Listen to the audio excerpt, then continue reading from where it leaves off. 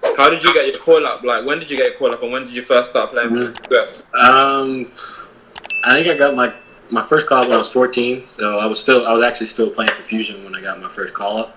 I think it was from one of the showcases actually. I played really well with the Fusion, and then there it's pretty simple. You kind of just get an email, and it's official as the U.S. Soccer. Yeah. I didn't really talk to my coach. Didn't really tell me anything.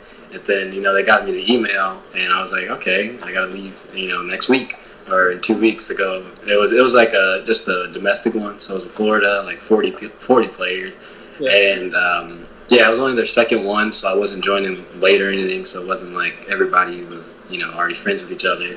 So that was good that I was joining kind of early in the year and getting to know everybody. Then yeah, I think I just got the email. Then my coach kind of was like, "Yeah, I was going to tell you." And I was like, "Okay, good information." But Yeah. and then and then I got there, and yeah, I think it was just a week there. We played. I forgot the team, but we played some team in Florida, and it was good to be around all the. That's when they were all in the MLS Academy still. So like every player there was on some high academy team or even Europe, and I was like, oh, I play for Fusion, and that's when I came back and I told my mom, I was like, all right, well, I got to go now because if I want to stay with them, I think I was on the same level as them, but I could just tell that if they continue to train up here with their first team sometimes, and I'm training with guys who I'm better than, it's not gonna help me at all. So that's when I kind of first started telling my mom, let's do some research, let's try to find the academy that's right for me, and eventually it came to Kansas. No, that's good, man. Was it hard to Kansas? Because I remember I was around at the time, and you had a bunch of different offers and stuff like that. Was it hard to come to the decision of Kansas, or? I don't think it was that hard for me. I think it was. I think the main thing was just how well it was between Seattle, Philadelphia, and Kansas. Those were the three teams that I narrowed it down to, and Philly was closer. And I think it was Seattle was. I think they had the maybe the best setup and everything with the academy, and I knew a lot of people there. So that's why I kind of started with Seattle. I knew a lot of the players there and stuff.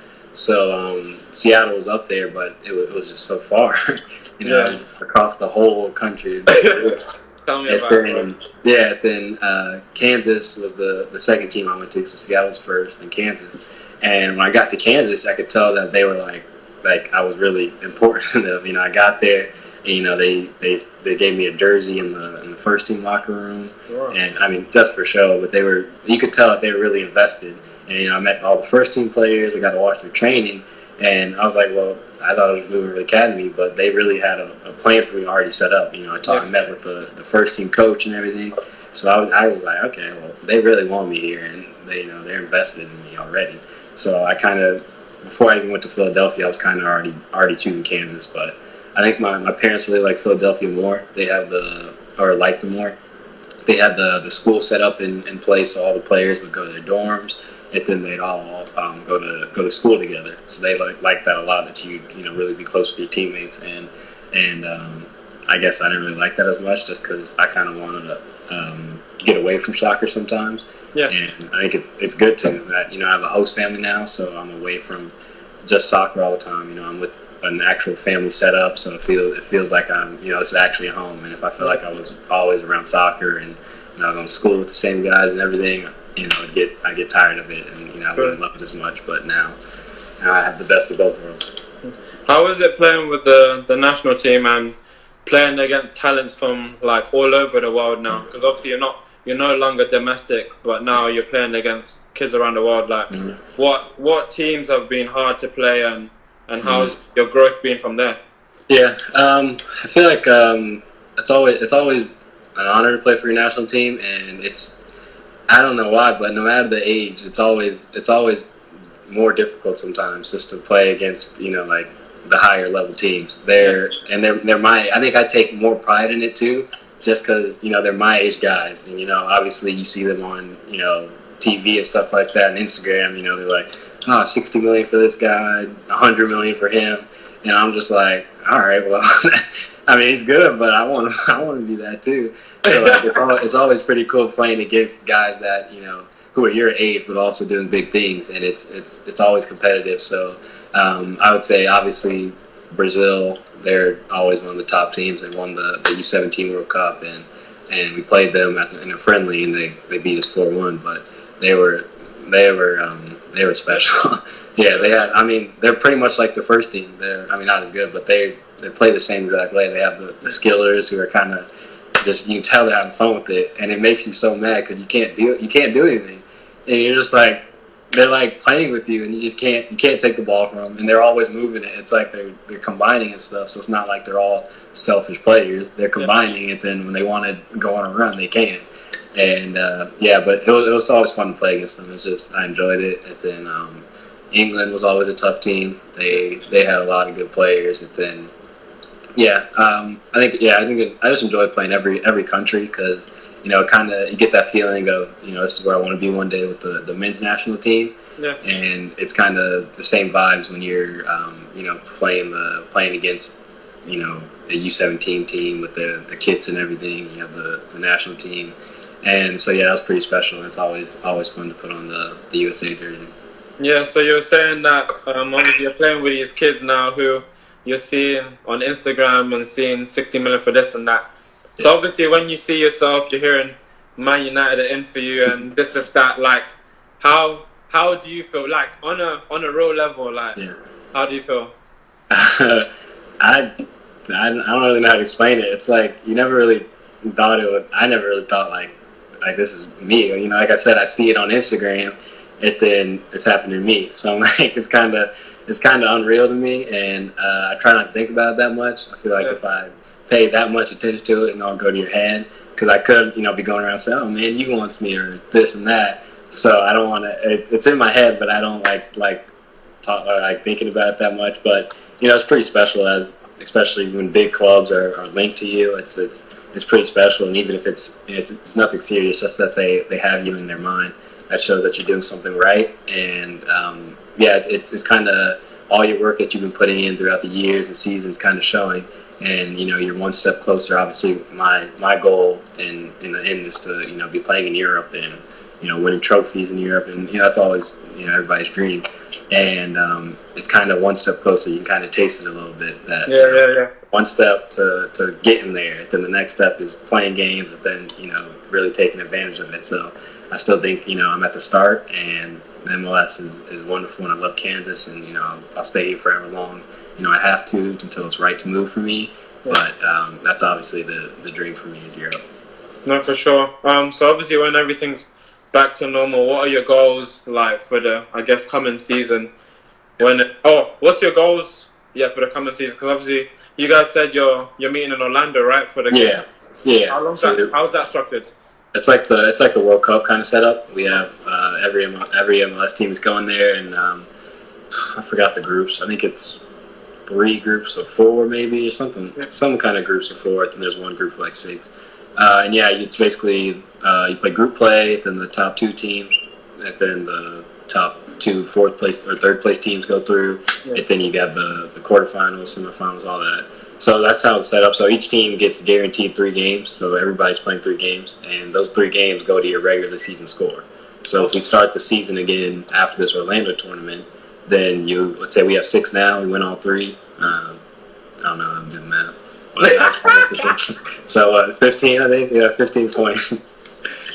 So we have 15 points in the end. So I think and it was just kind of a way to get back into the move of things. So we got obviously some states are still in, kind of lockdown and stuff like that. So you can't really have games there. So this is a way to bring everybody together and play games safely, so that we can get back into it.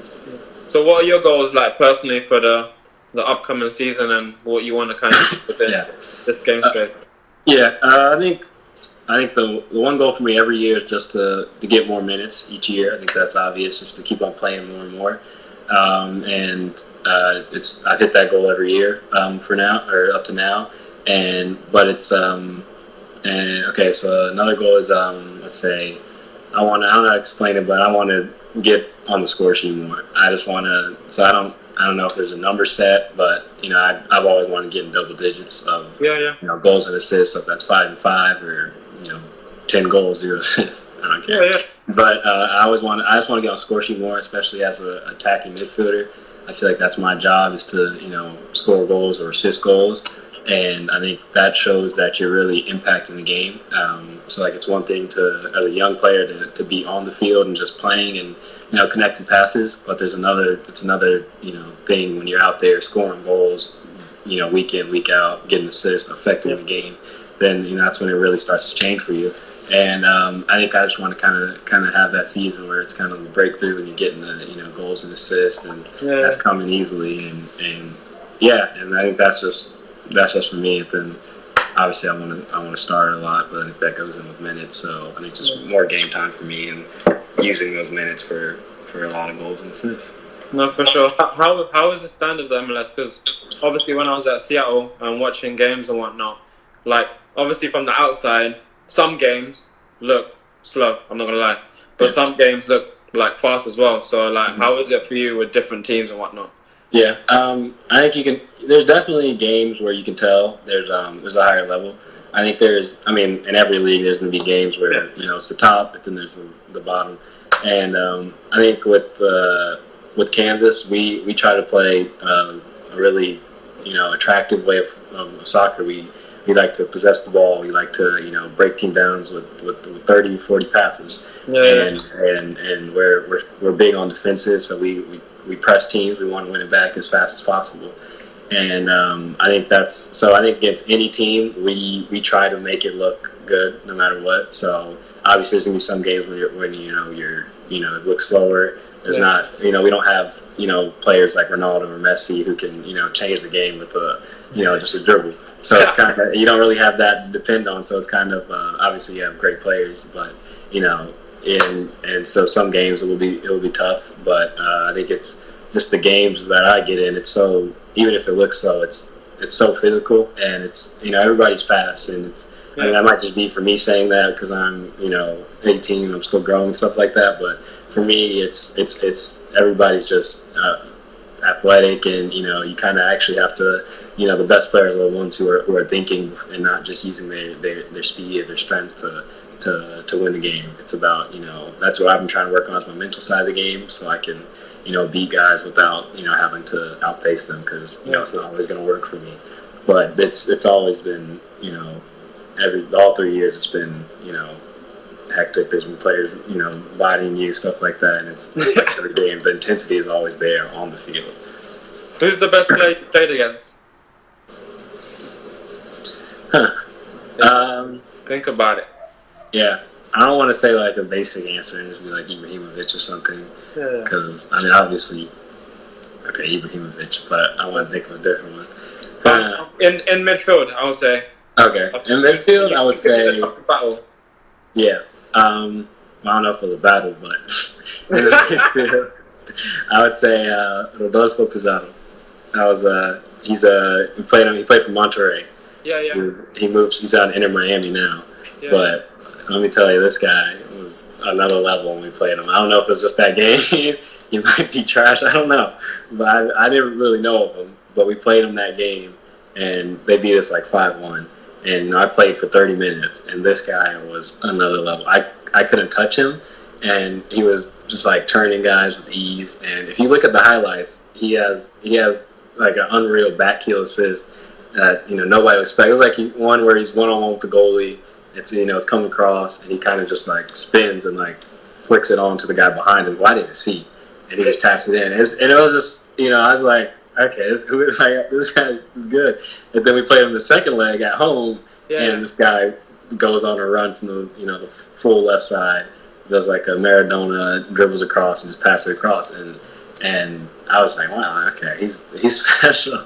So now it's pretty. I mean, I'll get a look at him again when we play Inter Miami. But that first game, it was another level, especially in the midfield, because I don't think I've really played that many big name players yet. I think Ibrahimovic is probably the main one. I guess I didn't really go against him because he's a forward, and I didn't really go against him. But he scored against us.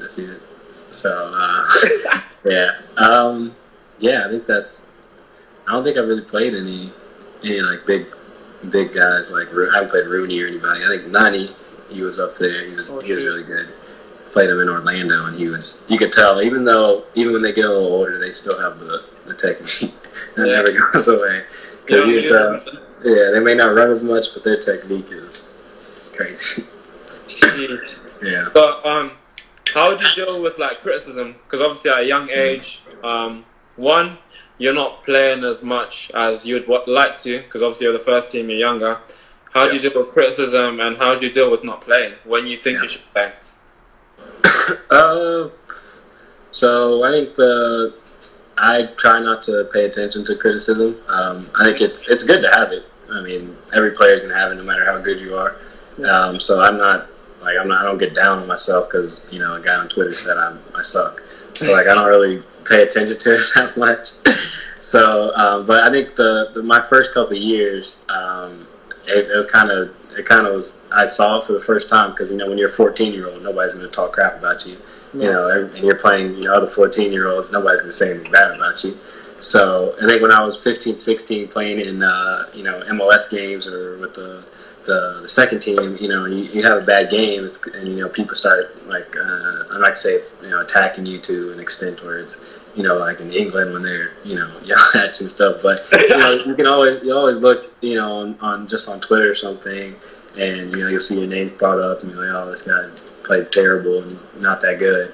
And I'd pay attention to it a lot the first couple of years, but then I realized that these guys are there's always gonna be somebody who has something to say. So at this point, I just don't care what you think. Really, I know what I'm doing. I want to play for my coach. I hope my coach thinks I'm playing well, and that's about it. And the people who want to buy me, and my teammates. Yeah, I don't really care what the everybody else is saying. Obviously, I love fans. The fans that come and support us, and you can talk as much bad about you as you want, but it's all part of the game, and you got to learn to have it, and it's only gonna grow. Really, you're only gonna get more and more hate the bigger you get. So at this point, it's better just to not pay attention to it and just keep on doing you. For sure, man. Yeah, and with the playing time, I think it's always tough because you want to be on the first team and you want to be in that kind of atmosphere, even if it is sitting on the bench. But there's a point where it's kind of like, okay, well, I want to, even if play me somewhere. I don't want to. If I'm not going to get in these, then I'm going to get in an academy game. But I'm in an academy game. I just need fitness and stuff. But I think Kansas, it wasn't that big of a problem because we have the second team. We have the Spoke Park Rangers. So for guys like me who weren't quite ready to get in 90 minutes with the first team, you can send them down to the second team where it's not as high level, but you can it's still professional. It's still difficult, especially for young guys. And so yeah, I think I never really had to deal with it that much of not playing because they always had a plan set up. So I had the academy, and I'm young, so I had the academy. I could still play in the second team if I wasn't getting minutes with the first team. No, that's good. So quick thing for any youngsters coming up, and obviously you're still young, but you're on this journey, like you're living it real time. So what advice would you have for anyone coming up to do the same career? Yeah. I think I would just say just be ready for whenever, because I think for me it happened early, and I'm happy for it. But I think if you really believe in yourself and you really want to make it and you put the work in, it could happen early like me, and you can be lucky like that, or it could happen 10 years down the road when you're 25 years old or something. So just always if you want it, and just keep on working for it. And there's many different paths to get where you want to be, and this is one path, and and there's many others. You can go to college, and just be ready for whatever the time is, or whenever the time is to take your opportunity. And if you're working hard and you're enjoying it, then at some point you're bound to make it. True. Did you ever think of going college, or was that never on your mind? Nah, it was Nah, I was too young. If the coaches talked to me, they'd be breaking like NCAA rules. Because by the time I signed, I was still a freshman, so you can't talk to a freshman. So you can't really. So no, I didn't even think about that. At some point, I would have, but the fact that Sporting came so early and was like, "We want to sign you," I was just like, "Okay, well." I didn't even, college was never in my mind, but yeah. No, for sure. Nah, we're waiting for you in England, man. So be quick. But nah, thank you for your time, bro. Yeah, no problem. Thanks for having me. No, I appreciate it. You take care, and obviously I'll speak to you soon, man. Yeah, sounds good, man. Take care, man. All right, see you, bro.